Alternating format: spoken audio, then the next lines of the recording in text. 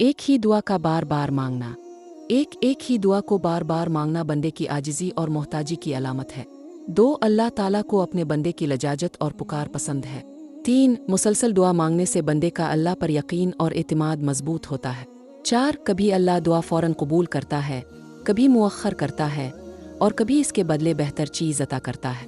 5 बार बार दुआ करने से दिल को सुकून और रूह को तसल्ली मिलती है।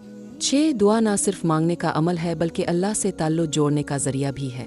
7 मायूसी शैतान की तरफ से है जबकि उम्मीद ईमान की निशानी है। 8 दुआ में तसलसल अल्लाह की रहमत को मुतवज्जे करता है। 9 अगर दुआ में देर हो तो समझना चाहिए कि अल्लाह बेहतर वक्त का इंतज़ार करवा रहा है। 10 बार बार दुआ करने वाला अल्लाह के दरवाजे को मुसलसल खटखटाता रहता है।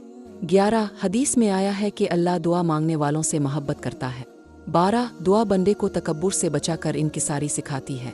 13 जो अल्लाह से मांगता है वो उम्मीद और यकीन के साथ मांगे।